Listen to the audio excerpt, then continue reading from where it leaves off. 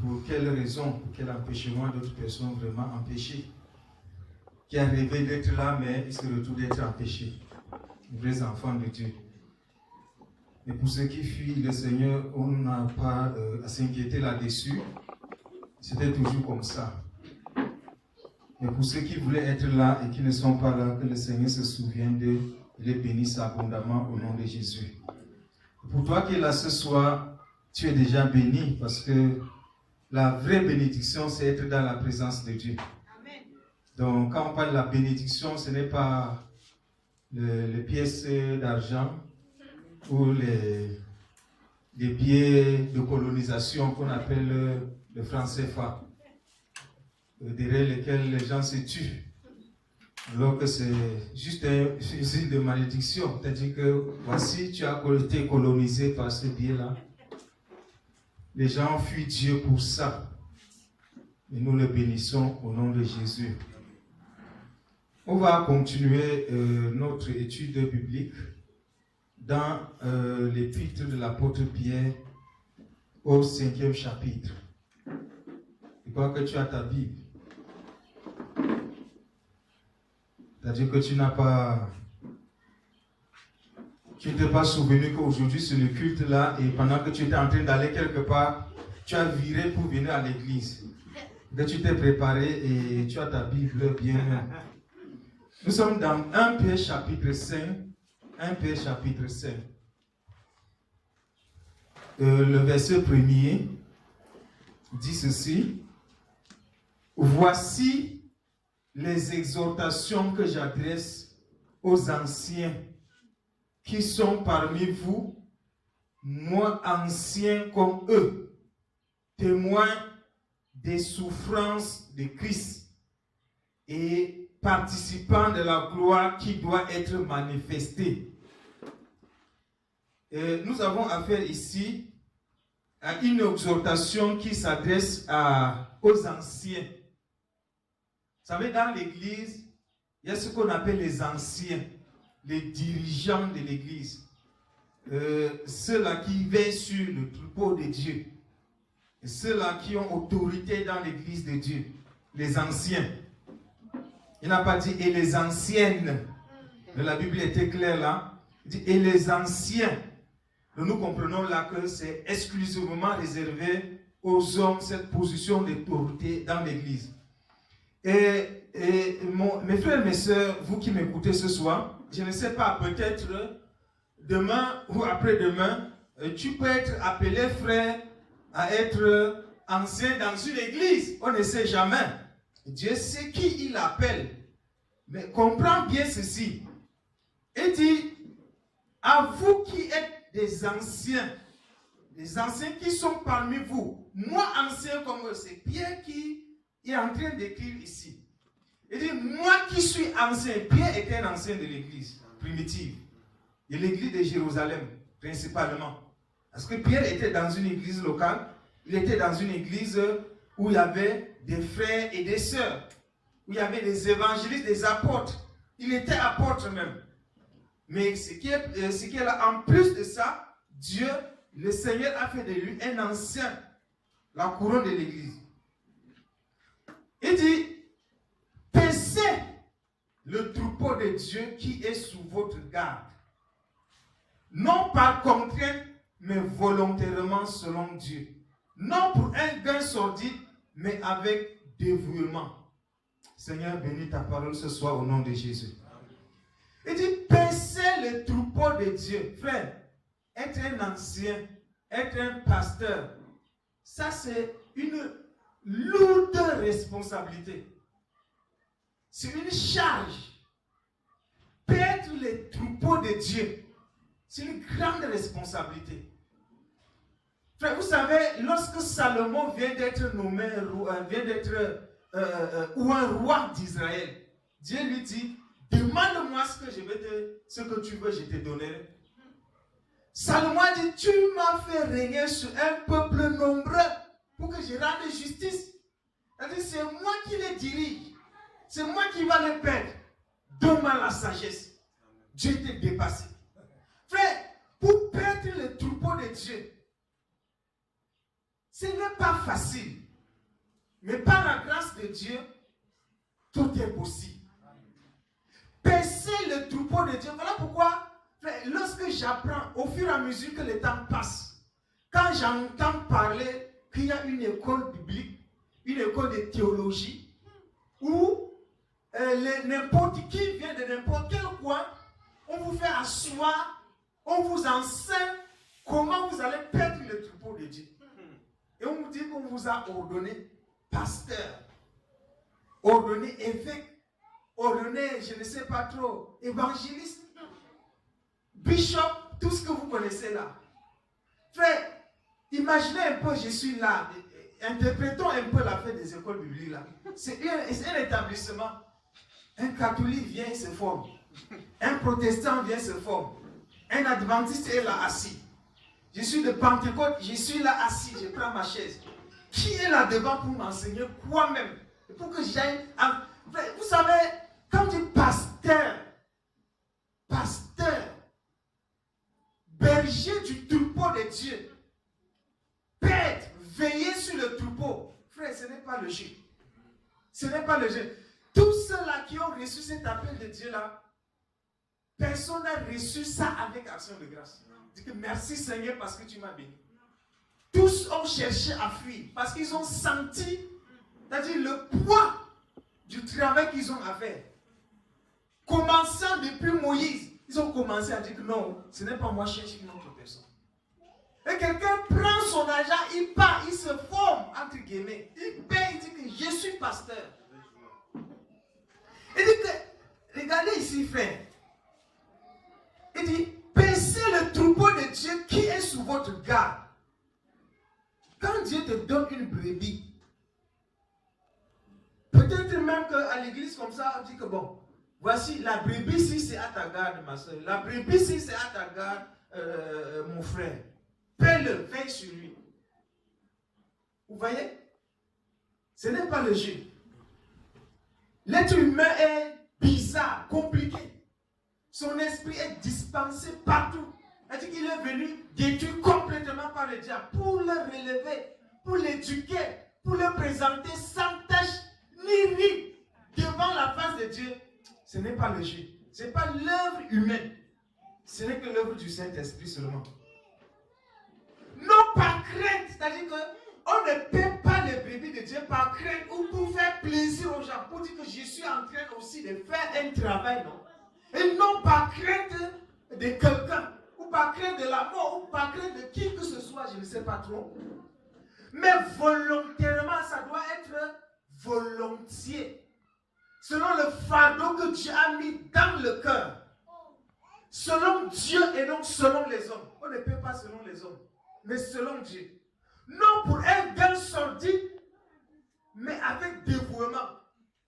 Un gain sordide, c'est un gain désolé, un gain honteux. C'est-à-dire que si tu es à l'église, si tu veux faire être pasteur, les gens disent que non, pour éviter la pauvreté, il faut devenir pasteur. Et quand tu deviens pasteur, tu as 50 membres, évalue le nombre de dîmes qui viennent par mois, évalue l'offrande par semaine. Vraiment, c'est la richesse. C'est même une république, dans une république, parce que le trésor de l'église va grandissant. Et quand tu auras 100 membres, 200 membres, imaginez un peu, mais c'est beaucoup d'argent. Si les gens donnent les dîmes de 500 000, vraiment, avec 200 membres, 500 000, c'est de l'argent. 1 million comme ça, non, vraiment, je vais m'engager à être pasteur. Frère, tu veux perdre les brebis de Dieu selon le cœur de Dieu, ton cœur est attaché au gain déshonnête. Tu ne vas pas t'en sortir, tu vas diluer l'évangile. Tu vas prendre l'eau et mettre dans l'évangile. Ça sera plus l'évangile. Ça ne sera plus l'évangile de Dieu là. Les Camerounais en plus, parce que nous sommes même au Cameroun. Frère, à l'église, Dieu t'envoie une brebis qui même n'a même pas où habiter, qui n'a même pas l'argent, qui tu vois s'il est nu, à toi de les vêtir. Jésus dit, donnez vous-même à manger à ceux-là. À ses disciples, hein? Il dit, donnez vous-même, donnez-leur à manger. C'est-à-dire, à un moment donné même, tu vas donner à manger à celui à qui tu prêches là. Non pas les gens qui disent que bon, pour que je sache que tu es un enfant de Dieu, vraiment, paie-moi une boîte de lait. Ce n'est pas de ça que je parle. Et là, non, pour que je sache que tu es un enfant de Dieu, donne-moi un sac de riz. Depuis là, je n'ai pas mangé. Ce n'est pas de ça que je parle. Ce genre de personnes, que je te donne ou pas, je suis un enfant de Dieu. Je ne suis pas parce que ce n'est pas un sac de riz ou une boîte de lait qui conditionne le fait que je suis un enfant de Dieu. On ne met pas un enfant de Dieu à l'épreuve comme ça. Là même, je te dis ouvertement, je ne te donne pas, si tu veux faire de moi aujourd'hui, il faut me destituer de la position de l'enfant de Dieu si tu veux. Mais je parle du cas où tu discernes vraiment qu'ici, là, si je n'agis pas, il n'y a rien, il n'y a pas avancement. Ça va arriver. Tu as à l'église les gens comme ça là qui ne font même rien, qui vendent de la tomate, qui vendent je ne sais pas trop l'eau, et tu veux t'enrichir. Les gains sortis, tu ne vas pas t'en sortir. Tu vas laisser la Bible sortir, fuir. Voilà pourquoi les gens ne parlent pas contre le péché. Pourquoi les gens ne disent pas la vérité? Pourquoi? Parce que les gens viennent à l'église, ils font des offrandes. Principalement les femmes, parce que les femmes n'aiment pas qu'on prêche contre les bijoux. Si tu vas avoir une église remplie de femmes, ne prêche pas contre les bijoux. Ne prêche pas contre les cheveux des cheveux. Ne prêche pas sur le mode vestimentaire. Frère, toutes les femmes du monde peuvent venir. Et bon, ils sont capables de donner n'importe quelle offrande. Et si tu te lèves pour prêcher, je vous ai dit que il y a eu ceux qui étaient passés ici dans le temps. Elle m'a dit qu'il y avait une église là ici au Canada. Était plein évangile. Et le pasteur entre guillemets s'est aventuré. Un jour il a prêché contre les cheveux des Chinois, les bijoux et tout ça. Toutes les femmes sont sorties. Toutes les femmes l'ont abandonné. Il est parti le supplier maison par maison pour qu'il revienne. Parce qu'il n'a plus l'offrande. Frère, si Dieu ne t'a pas appelé dans l'affaire-ci là, ne touche pas, laisse tranquille. Ne touche pas. Il y a des gens qui viennent à l'église pour voir. On va l'élever un peu là. On va mouiller un peu sa gorge. Et on va arrêter, on va voir comment il va faire. On va enlever deux plats là, ou deux plats l'offrande, on va voir comment il va faire. Je parle de gains sordides. Ce qui compte sur les dîmes, les offrandes. Quand Dieu t'appelle au ministère des anciens, au ministère pastoral, frère, si tu espères un peu quelque part dans ton cœur aux dîmes et aux offrandes, arrête-toi seulement. Arrête-toi seulement. Arrête rapidement. Ça ne va pas marcher. Surtout que les gens sont avares et cupides. Un pays corrompu. Oh, les gens, c'est-à-dire que je ne sais pas trop comment expliquer ça. Mais ceux qui sont appelés par Dieu, Dieu lui-même verra et pourvoira à leurs besoins. C'est Dieu seul qui est le rémunérateur de ceux-là. Mais si tu comptes sur les fidèles d'aujourd'hui là, tu ne peux pas t'en sortir. Même les fidèles d'hier, même les fidèles de demain, ça ne va pas marcher. Pas de gains sordides. Non comme dominant sur eux, qui vous sont issus en partage. Vous comprenez, c'est Dieu qui donne une brebis, qui vous sont issus en partage. Et c'est Dieu qui répartit les brebis dans les pâturages. C'est lui qui donne les brebis aux bergers. Frère, la seule chose incapable que je ne vois pas un homme en train de faire, c'est convertir un homme de ses propres efforts. C'est-à-dire que tu dis que je vais convertir quelqu'un. Tu sors d'où, frère, pour avoir le courage là de dire ça? C'est Dieu qui donne, c'est Dieu qui change le cœur de quelqu'un. C'est lui qui dit, c'est Dieu qui convainc du péché, de la justice et du jugement. C'est lui qui envoie les brebis. La Bible dit qu'il ajouta chaque jour ceux qui sont sauvés à l'église. Il me dit, c'est lui qui envoie. Il se sert de toi, il t'utilise seulement. L'apôtre Paul a dit, j'ai semé, l'autre arrose, c'est Dieu qui fait grandir. Donc, nous sommes dans le champ de quelqu'un, c'est Dieu qui fait grandir. Donc, c'est Dieu qui donne les brebis à chaque berger. Mon frère, si tu es une brebis et que Dieu t'a montré ton berger qui va te perdre, tu vas m'écouter bien ce soir. Amen. Mais si tu es un bouc, tu ne sais pas comment tu as fait pour te retrouver ici. Tu es tombé comme une maman qui vient du ciel. Ça ne peut pas marcher. Mais si tu es une brebis, tu dis que les brebis entendent ma voix, dit le Seigneur. Si tu es une brebis, tu as entendu la voix du Seigneur, tu es là. Et que Dieu t'a montré ton berger. Tu m'écoutes bien. Et que on doit les mettre non pas comme dominant sur eux, frère. Si on prend un Mobutu pour le placer à l'église de Dieu, un dictateur, pour placer à l'église de Dieu, un orgueilleux pour diriger l'église de Dieu, concluez le reste même vous-même. Qu'est-ce que ça va donner? L'église, là, je n'ai pas vu un endroit plus délicat comme l'église. L'église est trop délicate, frère. Le salut d'une âme se fait très facilement. Pour que quelqu'un se convertisse, il faut beaucoup de travail, les jeunes et tout ça. Parfois même, il faut mettre beaucoup d'efforts pour qu'il se convertisse des années et des années. Pour que tu te retrouves ici là. Si Dieu te montre le jour où il a commencé à travailler dans ta vie, tu seras peut-être dépassé. Amen. Tu peux perdre le salut là en un clin d'œil. Tu peux perdre le salut là d'un seul coup comme ça, comme un vient. Non pas comme des dominants sur ceux qui vous sont échoués en partage, mais en étant les modèles. En étant les modèles. Donc un dirigeant, le pasteur ne domine pas sur toi. Frère, ceux qui voient le pasteur dominer sur eux, je vais vous montrer votre position d'un moment à l'autre. Il ne domine pas.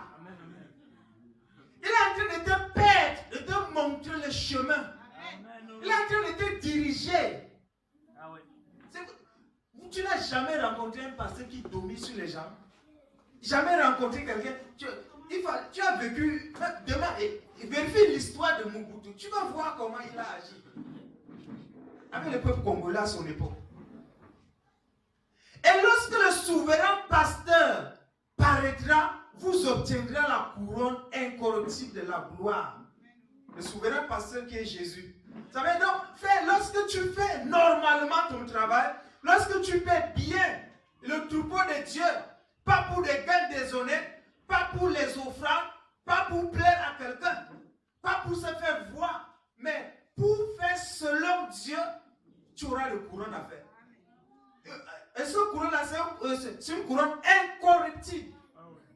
Une couronne incorruptible. C'est ça que Dieu a en réserve pour eux. Et le Seigneur a dit aux enfants d'Israël, c'était dans quel passage que je lisais là? Il a dit, est-ce que je vous ai demandé de me servir un jour? Voilà la question qu'il a posée aux enfants d'Israël. Je vous ai demandé de me servir gratuitement. Montrez-moi où je vous ai demandé. Frère, tout ce que nous faisons selon Dieu, il y a la récompense pour ça. Mais nous ne devons pas mettre la récompense devant. Amen. Mais par amour pour Dieu, parce que nous sommes reconnaissants pour ce travail, Dieu te surprend en ce temps-là par la récompense. Dis, ici, voici la récompense du travail que tu as fait là. Dis que c'est, je faisais quoi pour avoir ça? Quand le Seigneur t'expliquait même, tu auras honte de toi, c'est laisse-moi encore aller travailler davantage. Mais ça sera trop tard. Voilà pourquoi il faut le faire très bien quand il faut le faire. Et quand il est encore temps de le faire.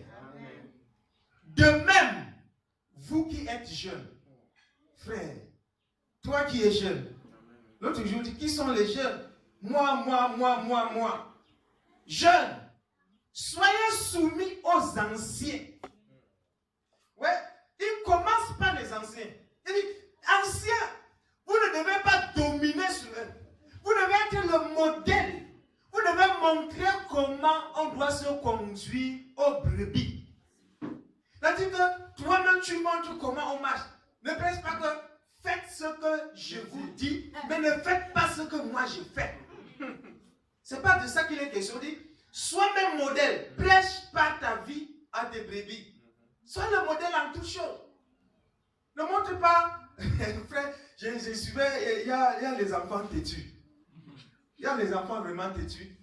Et je ne sais pas si, je ne savais pas qu'il y avait les enfants têtus aussi parmi ceux qu'on appelle les blancs. Et je voyais une vidéo qu'on avait envoyée dans un groupe WhatsApp là. Il y avait le maître là avec son ventre comme ça. Il a sifflé, il a donné le coup d'envoi aux enfants. Partez! Tous les autres sont partis. Un petit enfant est resté comme ça là. Tout droit. Il dit que je ne pars. Il a levé d'abord le doigt. Oui. Le père dit, pourquoi tu me demandes de faire quelque chose? Le moins des choses quand même, c'est de nous montrer l'exemple au moins. Tu es là comme ça, tu me demandes de courir.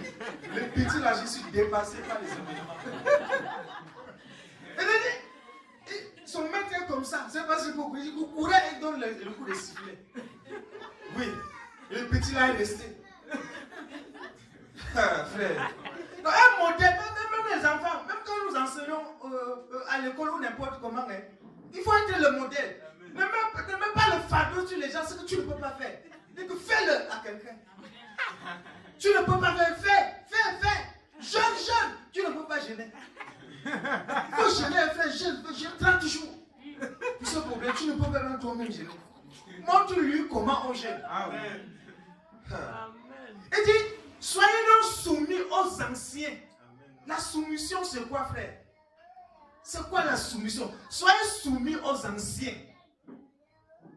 Et tout dans vos rapports mutuels, revêtez-vous d'humilité. Il y a des gens, si tu n'es pas insoumis aux anciens, tu es considéré comme un étranger dans la bergerie. C'est un loup là-bas. Frère, si Dieu te montre comment, il y a des choses qui m'ont dépassé quand j'étudie les histoires des prophètes. Le prophète passe toute la nuit à prier pour le peuple d'Israël. Quand il vient leur prêcher, c'est le prophète qu'on cherche à lapider.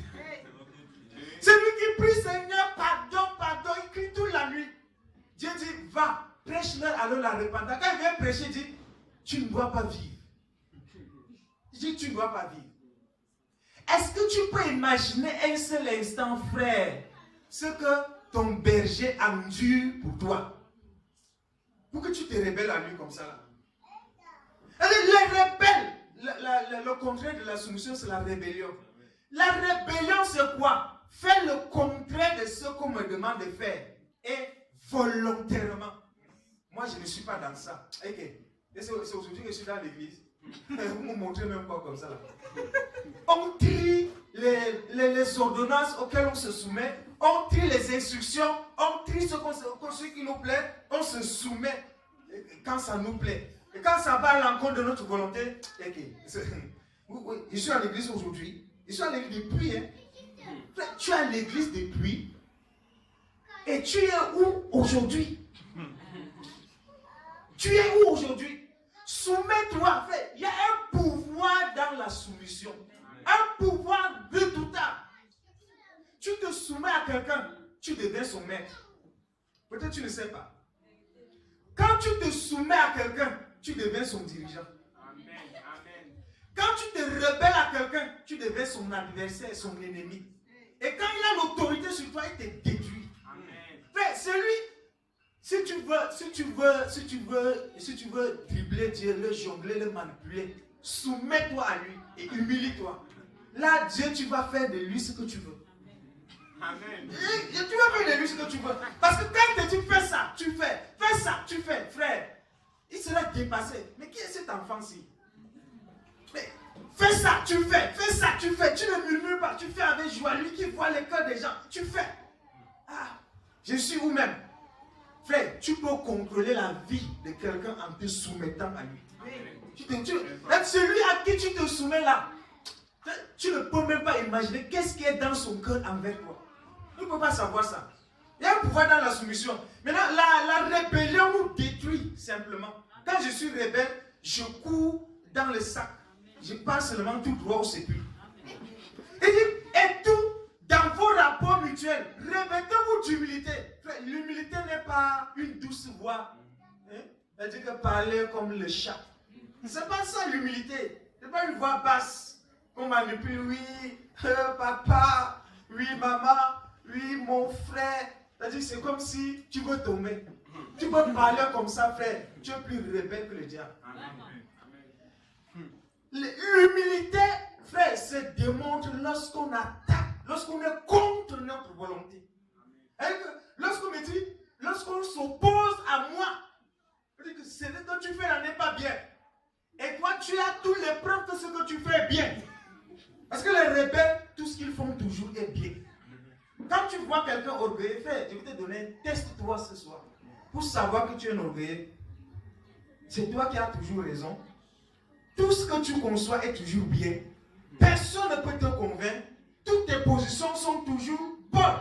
Et à mon humble avis, qui t'a dit que ton avis là est humble? Qui a dit ça, frère? Qui t'a dit que ton avis est humble? À mon humble avis, l'humilité, quand Dieu résiste aux orgueilleux, mais il fait grâce aux humbles, frère.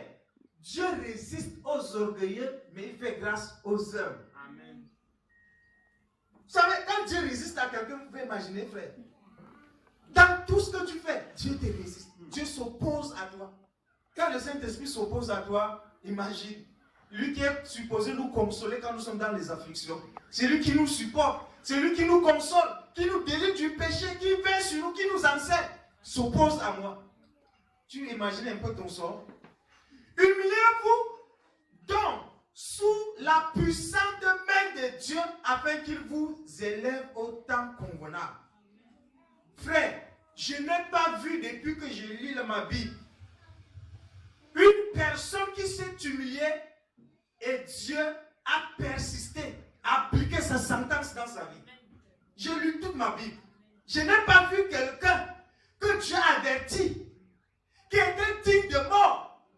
Et il s'est reparti, il s'est humilié sur la main de Dieu comme ça là. Et Dieu dit que je veux sauf que tu es fini. Je n'ai pas vu. Si tu as vu ça, on va lire ça ensemble. Je veux aussi apprendre. Tu me donnes le verset là ce soir, je vais lire. Frère, quand Jonas est parti prêcher à Ninive, il n'est pas parti prêcher les chimères ou changer de vie. Il n'a pas dit changer de vie. Il n'a pas dit repentez-vous. Lis ça bien. Il a dit dans 40 jours, il n'y aura personne à Ninive. Il marche. Dans 40 jours, je vais voir encore vos immeubles là. Il marche. Dans 40 jours, vous serez consumés comme Sodome et Gomorrhe. Il est parti. Jonas est parti attendre comment le feu descendait pour détruire Ninive. Or, en ce temps, le roi de Ninive a proclamé un jeûne. Ils se sont humiliés. Et Dieu s'est repenti. Et Jonas a dit que tu ne m'as pas envoyé pour prophétiser. Parce que quand on prophétise, tu accomplis ce que nous disons. Mais je prophétise et tu n'accomplis pas, tu fais le contraire. Tu ne m'as pas envoyé pour prophétiser. Quoi, la sentence de Dieu a changé directement. Regardez Manassé. Manassé, il n'y a pas un roi en Israël, en Juda, à Jérusalem, qui a agi comme Manassé. Dans toute l'histoire de la Bible, dans toute l'histoire des rois, il n'y en a pas un comme Manassé. Manassé a placé les idoles dans le temple, dans le sanctuaire. Il a même les idoles de Marie. Il a même ça. Il a même les images des chèvres, des boucs et tout ça. Les soleils, les crânes. Les bambliqués là, il est venu mettre ça. Tout était dedans. Il dit que je veux voir avec les dieux d'Israël là. Il dit qu'il est esprit. Hein. Je vois le Dieu que j'adore. Il l'a adoré. Frère, Manassé, lorsqu'il était déjà ici là, il dit que vraiment, il s'est humilié comme ça là. Quand Manassé s'est humilié, il fallait voir la sentence que Dieu a proclamée au sujet de Manassé. Quand il s'est humilié, Dieu l'a relevé. Frère, toi qui m'écoutes ce soir, tout est encore possible pour toi. Entre nous seulement, entre nous ici là, tout est possible. C'est pas la voie d'humilité. Si tu veux toucher le cœur du Dieu qui est au ciel, humilie-toi sur sa main comme ça là. Ne regarde pas ta sagesse. Tu n'es rien. Tu as fait combien des allemands de l'église? Satan a fait depuis que l'église a commencé. Il est là. Ah oui. Amen. Satan passe son temps à l'église. Il est là. Il écoute nos prédications tous les jours. Il lit la Bible. Il persévère chez lui, frère. Comment les gens se glorifient quand je suis converti, je suis dans. Frère, je suis dans la foi aujourd'hui. C'est aujourd'hui le jour du salut. On ne conjugue pas son salut dans le passé. Le passé est passé. Qu'est-ce que tu dis de toi aujourd'hui? Oui, j'étais dans la foi hier. Jésus n'est pas arrivé hier. Tu n'es pas mort non plus hier pour aller au ciel. Tu es vivant. C'est aujourd'hui qu'on parle du salut. Donc, renouvelle ta relation avec Dieu sur la base d'humilité. Jeune Jacques lui dit, humiliez-vous sur la main puissante de Dieu. Humilie-toi. Laisse que tu te vois quelque chose. Tu ne connais pas. Tu as dit, je ne connais rien.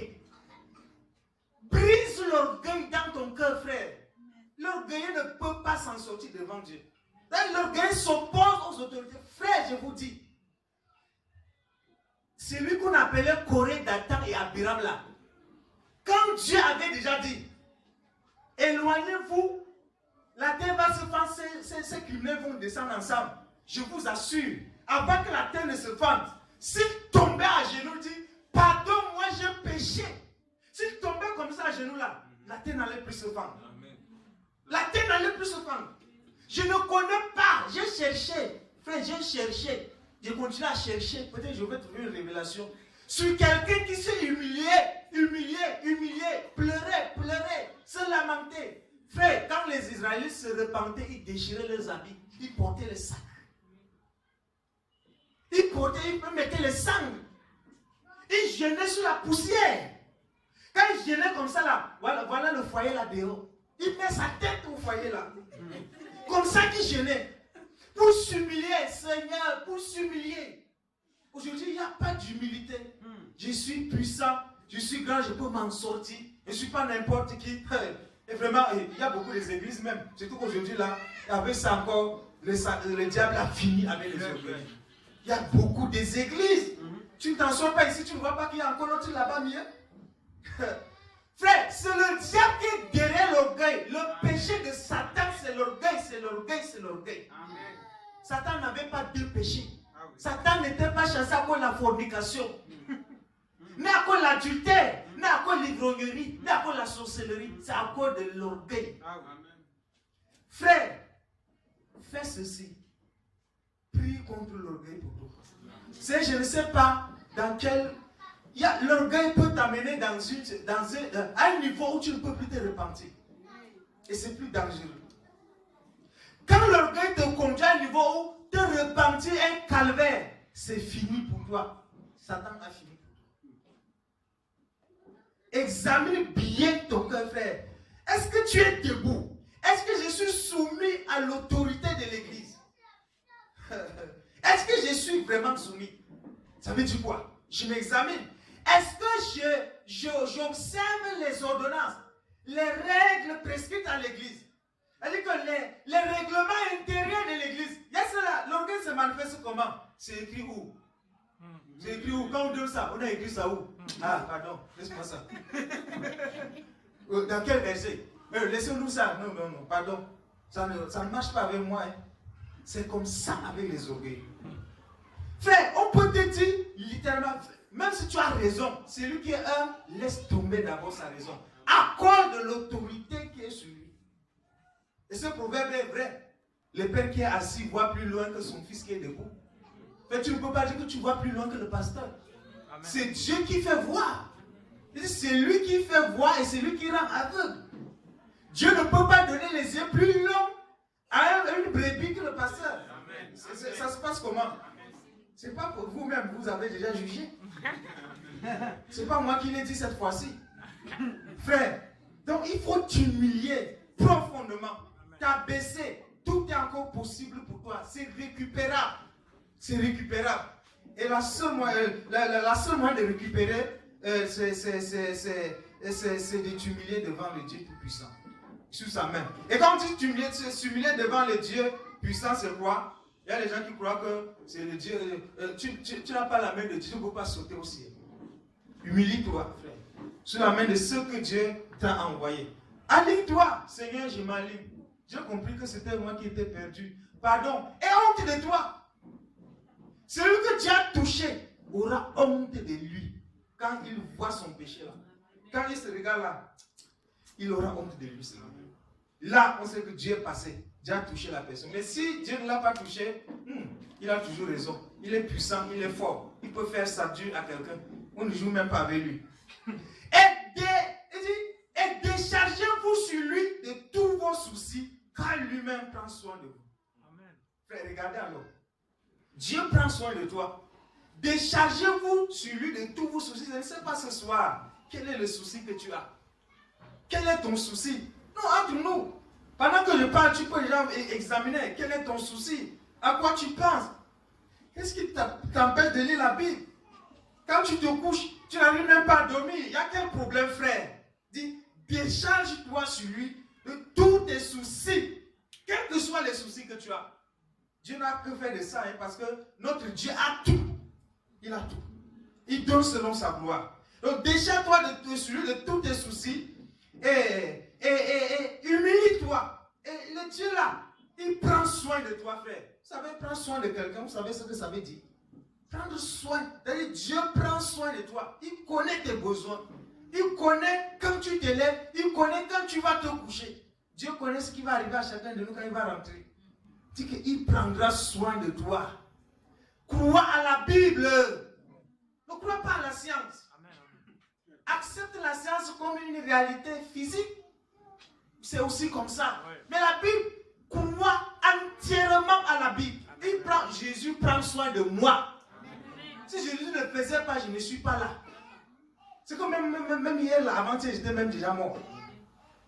La fois que j'étais malade, le palu m'a pris. Tu sais combien de personnes, on n'entend plus les gens à cause du palu que de corona. Il prend soin de nous. Ce n'est pas que le comprimé était puissant. C'est Dieu qui a décidé de nous relever de cette façon. Il prend soin de nous, laisse pas détruire. Il veille sur toi, il te garde, il te protège. Il ne laisse pas, il ne te laisse pas. Soyez sobres. Veillez. Votre adversaire, le diable, rôde comme un lion rugissant, cherchant qui il dévorera. Bien-aimé, quand la Bible parle de l'adversaire, adversaire veut dire Satan. Le nom de Satan veut dire adversaire. Le diable. Vous savez, Satan, regardez le nom qu'on donne au diable. Adversaire, rôde comme un lion rugissant. C'est-à-dire qu'il est comme un lion. Il est comme un dragon. Le serpent, le python. Regardez le diable. Sous toutes les formes, il vient pour finir avec les chrétiens. Et il prend toutes les formes possibles pour t'exterminer, frère. Bien-aimé, si tu n'es pas soumis à l'autorité de l'église, tu es vulnérable, attaquable par le diable. Amen. Tu es vulnérable spirituellement. Si tu n'es pas soumis à l'autorité, tu m'écoutes bien. Tu peux être là et ne pas être dans l'église. Et veiller Satan, c'est-à-dire que l'église, Jésus parle de l'enclos. L'enclos, la bergerie. Le diable rôde comme un lion. Quand nous lisons la Bible, examinons un peu les mots que le Saint-Esprit utilise. Les lions qui rugissent, frère. Est-ce que tu as vu une fois les lions rugir? Tape même un peu, même sur YouTube, comme ça, là, comme nous ne sommes pas dans la forêt, comme ça. Alors, je ne suis pas sûr si tu as eu face à un lion qui rugissait et que tu as échappé vraiment. Sache que le Dieu là t'a délivré. Hein? Tu as vraiment le Dieu de Daniel. Amen. Tu as le Dieu de Daniel et non le Dieu de ton village. Les lions, quand ils voient, frère, même les animaux qui sont d'abord puissants en course, les lièvres, tout ça, quand le lion voit comme ça là, il a déjà mangé dans son esprit, il est déjà parti se coucher. C'est-à-dire qu'il n'y a pas de moyen de l'échapper. Et dans son esprit, il ne peut pas l'échapper. Il gronde seulement, il te décourage de fuir. Et tu tombes seulement. Il te décourage, ne t'abuse pas pour fuir. Ils sont ces griffes là comme ça. Là. Et quand tu le vois, il n'y a que le visage là. Et son visage, c'est effrayant, frère. Le lion, quand il rugit, un animal de la forêt, il sait que pour lui est fini. Il appelle seulement ses collègues, venez m'aider, venez. Il va finir avec moi. À plus forte raison, une brebis. Une brebis. Une brebis, par définition, c'est un animal qui ne peut pas s'en passer du berger. Il ne peut pas s'en sortir sans le berger. Et quand le lion le voit, le lion ne court pas, il vient en marchant seulement. Il vient en marchant. Et quand le lion voit déjà le berger qui garde la brebis, alors attention. Il voit que le berger est plus puissant que le lion. Qu'est-ce qu'il va faire? Il rugit autour de la bergerie. Il rugit pour faire peur à ceux qui sont là. Et que dès que la brebis sort un peu, merci Seigneur. Il te dit merci Seigneur, il te mange. Voilà pourquoi veille à être toujours dans la bergerie, dans l'enclos. Veille à être dans l'enclos. Est-ce que tu es même dans l'enclos? Est-ce que tu es dans l'enclos? Frère, le diable est comme un lion rugissant. Hein? À un moment donné, quand le diable te montre son vrai visage, c'est-à-dire que quand il séduit les gens comme ça, là, il te montre comme ça. Et quand il n'arrive pas à te séduire, il va utiliser tous les moyens possibles. C'est une stratégie. Il peut te dévorer physiquement. Ne crois pas quand tu vas sortir ici, là, aller dans le monde. Frère, tu vas rester là-bas comme tu étais avant. Je te dis une bonne nouvelle ce soir. Ça ne sera pas le cas avec toi. Tu viens dans l'enclos comme ça, là. L'adversaire de Satan, tu jetais le feu sur lui. Et tu sors. Monsieur le Satan, je suis venu. Je ne m'en sortais pas avec Jésus. Et Satan te donne le café. Mon fils, assis-toi ici, là. Il va te finir. Et surtout encore, il entend qu'on prie pour toi. Veille à rester dans l'enclos. Voilà pourquoi les gens sortent, ils deviennent de fous. Amen. C'est vrai. Je me souviens de ce médecin quand on lui prêchait l'évangile, il a dit que je ne parle pas à l'église de réveil parce qu'un jour on était trois, ou c'était trois, et on a prêché, deux filles sont venues prêcher à deux de mes camarades là, on était à la boîte de nuit, ceux-là ont suivi les gens là. Je vous dis aujourd'hui là, je les ai vus en train de manger dans la poubelle. Moi et l'église, impossible. Voilà ce qu'il a dit. Je vous dis c'est vrai. Tu viens, tu t'amuses, tu rentres, tu seras pire que ceux qui mangent dans Isaac. Amen. C'est ce que Jésus a dit. Voilà pourquoi il dit, calculez la dépense avant de s'engager pour me suivre. Qui de vous, avant de bâtir un truc, ne s'assied pas pour examiner combien ça va lui coûter? S'il n'arrive pas à finir, pardon, qu'il fuit vite. De peur qu'on ne se moque de lui après. C'est la vérité, frère. Tu ne peux pas venir à l'église adorer Jésus. Et élevons Jésus. Et Dieu agit dans ta vie. Tu vois même. Et tu sors pour insulter Dieu. Et tu dis que tu vas finir comme tu étais avant. Tu ne finis pas. Saul était bien, élégant, galant, vaillant, le plus puissant, c'est-à-dire le plus galant, vaillant garçon en Israël. J'ai dit que c'est lui qui sera roi. Saül a fini, il est quitté, il est parti en enfer avec son arc. Il continue à faire la guerre en enfer. Les militaires, là, quand ils meurent, là, c'est avec leur arme qui descend directement. Ils continuent à tirer sur les démons là-bas. Donc, frère, veille à rester dans l'enclos.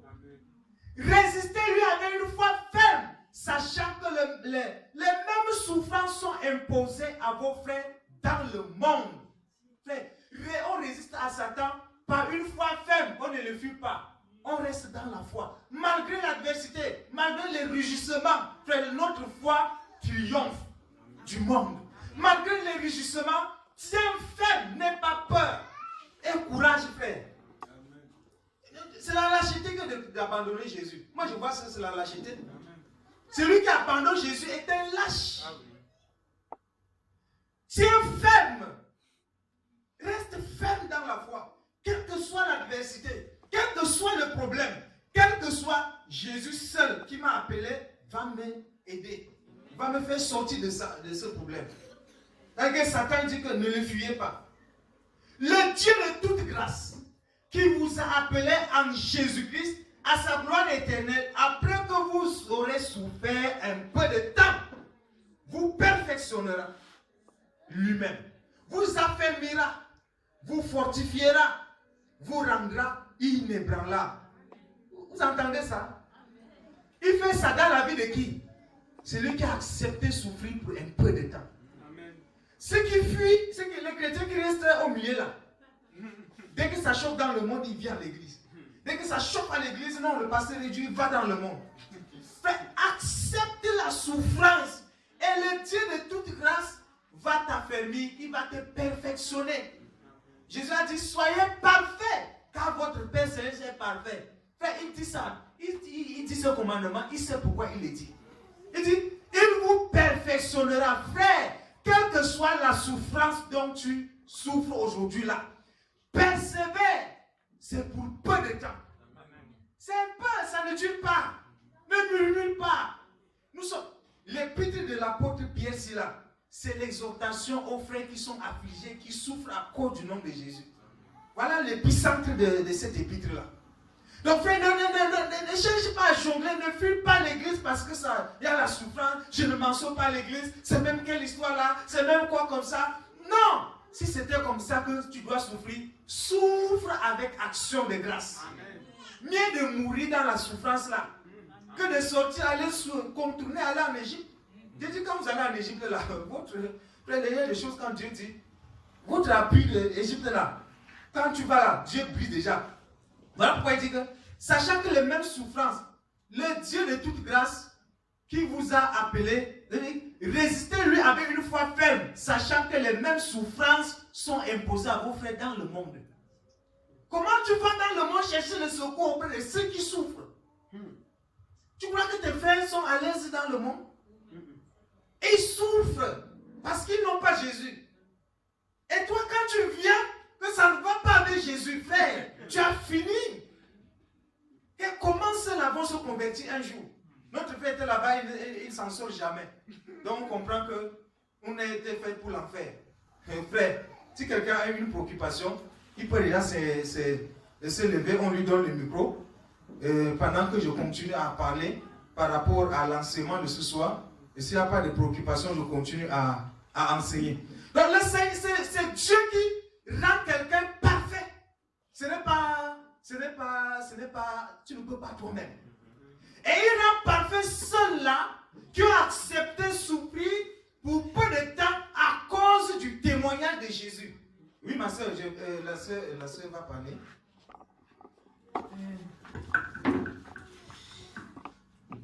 Oui, mon frère, ma question est au niveau. Vous avez dit que vous n'avez jamais vu quelqu'un qui se soumet et qui s'humilie devant Dieu et qui, malgré tout, Dieu exécute sa punition. Oui. Mais on m'a dit qu'on a le cas de David. David, avec la femme du riz et l'enfant, dont Dieu avait enlevé la sentence que l'enfant là doit mourir. Et qui, avec tous ce que David a fait, les habits qu'il a enlevés et tout, l'enfant est mort quand même. Dieu a dit ceci. Lorsque ton